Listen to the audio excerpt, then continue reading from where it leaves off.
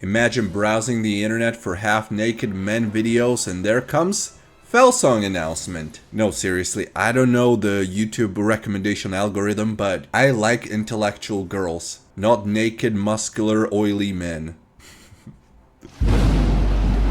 Let's see it. Instant like, as you should do with this video. Not prepared? Oh, you bet I am.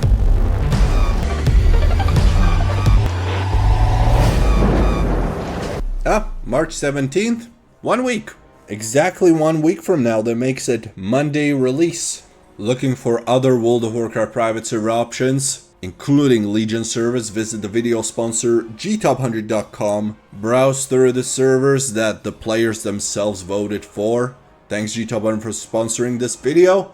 Back to Felsong. Here's a little bit of extra information in the video description. Felsong is a progressive Legion project based on the 7.3.5 client, which is the last patch, as on pretty much every single World of Warcraft private server, which has been in development since 2021 and aims to deliver a great fun experience for all international players of this fan-favorite expansion. Felsong Plus is bringing a whole new level of excitement to the game with features that will have you completely hooked. Starting level 98. I made a mistake, I thought it would be level 1, but they corrected me, it's level 98 as with the original Felsong Realm that launched like 2 years ago now. So you only have to level those 7 levels in the Legion zones already. Legion patch 7.3.5, Felsong is a progressive server running on patch 7.3.5.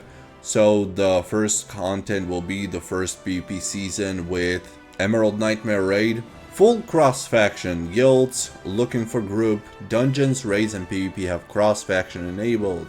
And we'll see all the features here a little bit later. But before then, let's see what people think. 28 comments. Anyone remember WoW Freaks? This is their 3rd rebirth. Will I be able to make alt content or will I have to buy from the store? Most but not all dungeons and raids work well enough to clear them. Achievements are usually not working, but if you're just looking to farm transmogs and mounts, you can. This server has so many quality of life features that I don't even care about pay to win part. Gearing will be so easy. When this realm reaches the end of progression, it will merge with the old existing realm.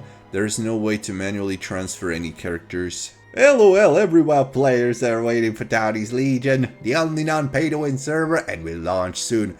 Actually, Towdy is kind of pay-to-win. You have a character auction where you can buy best-in-slot characters if you want to, which I'm not against. I actually love that feature, but just for the information. And will launch soon? Well, I wonder how soon is soon, because we still didn't get an announcement.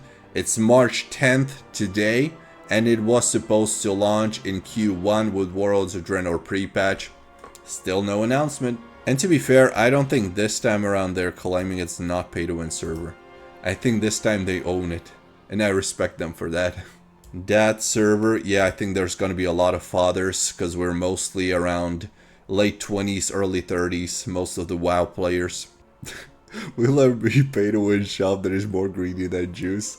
No racism on this channel. Yeah, some people like it, some people hate it. I still think it's gonna be popular enough, and I'm expecting those 3,000 to 4,000 players on launch easily. And now for the features. Felsong.gg is the website where you can check it all for yourself. Felsong Plus ×10 experience rates. Fresh realm with fast-paced content release. Reputation rate is ×2. Everyone starts from 0 within the content of patch 7.0.3. No over-ambitious promises. It sounds counterintuitive, but it will offer what we can actually deliver as mentioned in our given roadmap. But we'll do our best to add more and more extras. Account-wide artifact power. I think this feature honestly should be on every single Legion private server. Vendor for legendaries, so it's less RNG. Class tuning. Bunch of changes to some class specializations that are pretty bad in PvE. Some are tuned to be better in Mythic, some in raids or single target situation. Some received overall changes. Warforge and Titanforge. We increased the chance per proc roll to 35%.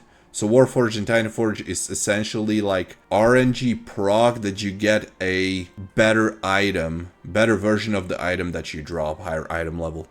All allied races are unlocked and free. You bet I'm starting with a Void Elf. I think that's probably going to be my main and my first class that I create. Most likely, maybe I'll create a different allied race, but it's definitely going to be an allied race off the get-go. Flying available on release. Does that mean no achievement required? Nothing? You just buy it? That'll be pretty cool. LFR requirements. We lowered the minimum amount of healers and DPS required to prompt the looking for raid 2.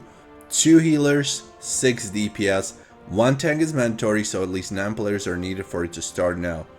That is what a good change. I love it.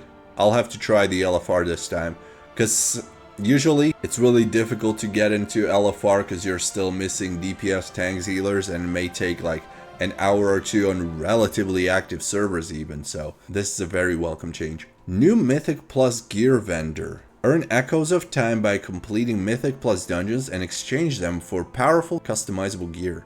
This system provides an alternative way to obtain specific gear slots you might be missing, making it easier to fill gaps in your setup. This unique gear comes with upgradable options, but you can equip only 2 pieces at a time. Another great change. Mythic Plus cosmetics vendor. Echoes of reality from Mythic Plus. So that's a new currency. You'll be able to buy epic mounts, transmogs, toys, and companions with it. So even if the server is pay to win, they still give you extra options how you can earn those items in the game. And then class tuning. So let's see some class that I'm super familiar with, such as Paladin, which is not listed. What the fuck? Okay, protection where overall damage increased by 3%. That's not really much. That's such a subtle change. Mystery Monk overall healing increased by 4%.